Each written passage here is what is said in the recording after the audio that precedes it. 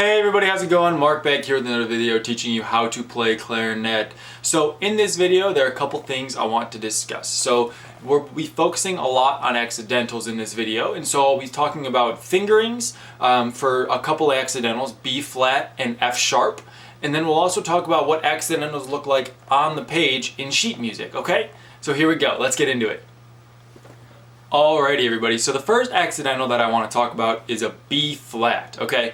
So a B flat, in the notes that we've already learned in the previous videos, there are two different B flats. There's a low B flat and a high B flat. So I'll play them for you just so you can hear what they sound like. So here's a low B flat. And then here is the middle B flat. Okay, so on a sheet of music, when you have a flat note, what happens is that it looks like there's a B in front of the note. So here's what a middle B flat looks like on a sheet of music. So that's what it looks like. It has the B right in front of it. And so that's when you'll know that it's flat. And we'll talk about the fingering for that note here in just a second. But I also wanted to show you what a low B flat looks like on a sheet of music. So here's what that looks like. And so as you can see here, it's lower, it's underneath the staff, but it also has that B in front of it, and so that's what indicates that it's a flat note. Okay, so before we get into the fingerings, I just wanted to cover that real quick. So whenever there's an accidental, a sharp or a flat, it's always going to be in front of the note that it affects. Okay, so for example, like that B flat we talked about, it's to the left of the note.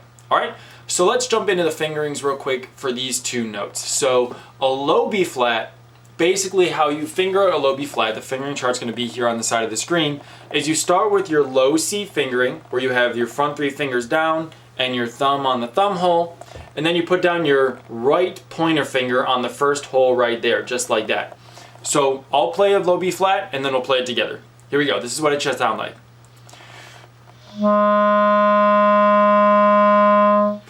Okay, so that's what a low B flat sounds like. Now go ahead and play it with me. Here we go. So it's those first three fingers on the front, then your right pointer finger, and your thumb on the thumb hole. Here we go.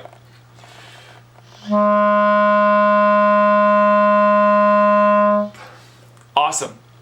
So that's a low B flat. Now we'll talk about a middle B flat. So a middle B flat starts by the A fingering, so hitting this button up here with the side of your left pointer finger, just like that. And then all you're going to do is hit the register key with your thumb, not covering the hole. Just the register key, not covering the hole. So here's what a middle B flat should sound like.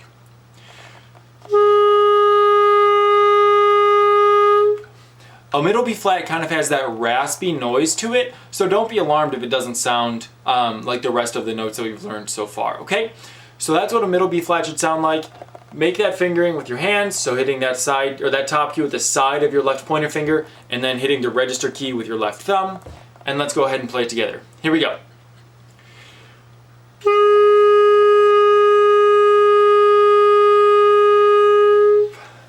Alrighty, awesome. So what you can do with a B flat is that allows you to play an F major scale. Now what does an F major scale sound like? I'll play it for you real quick.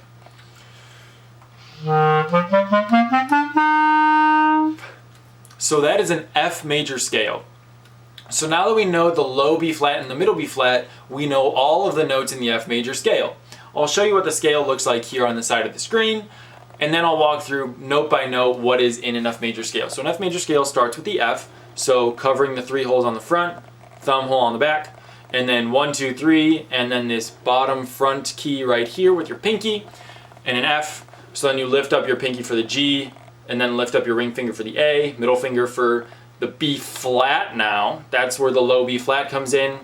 And then take that ring finger or the pointer finger off for C, D, E, F. So that's an F major scale. And then you can keep going and do the middle F major scale, which sounds like this.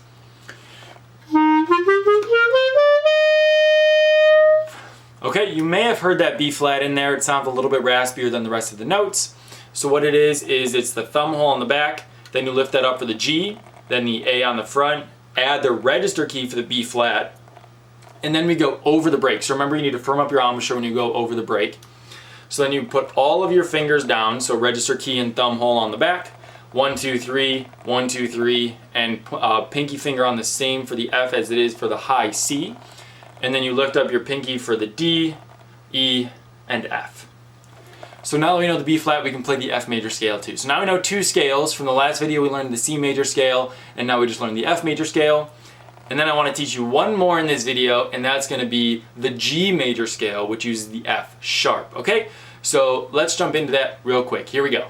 Alrighty everybody, so the next accidental that I want to teach you is the F sharp.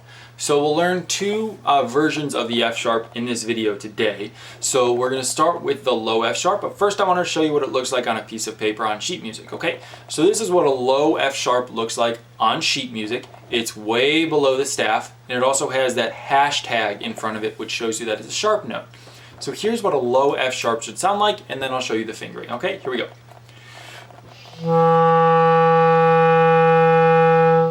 Okay, so that's what a low F sharp should sound like. So what is the fingering for low F sharp? Here's the fingering on the screen, and I'll walk you through it.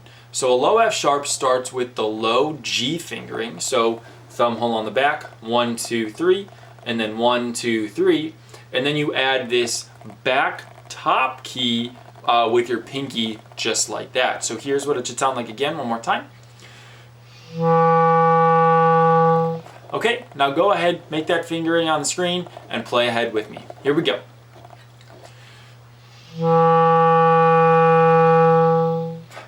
Okay, so that's what a low F sharp should sound like, and then I'll show you what a middle F sharp should sound like. A middle F sharp is actually really simple for the fingering. So here's what it looks like on sheet music. It's on that last space on the staff, and it has that hashtag in front of it, which shows that it's a sharp note.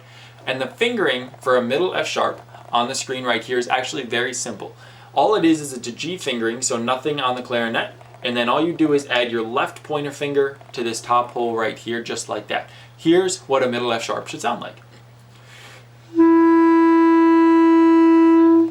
Okay, now put your finger on that hole and go ahead and play it with me. Here we go.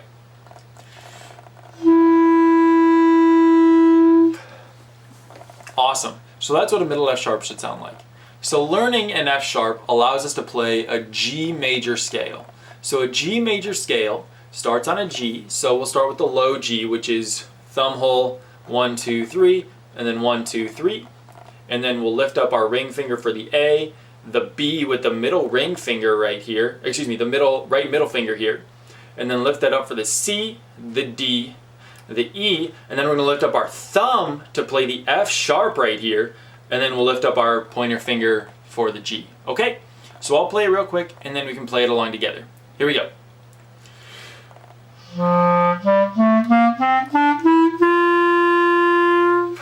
Okay, so let's play it together. I'll show the notes on the screen as we go. Here we go. Here's the G.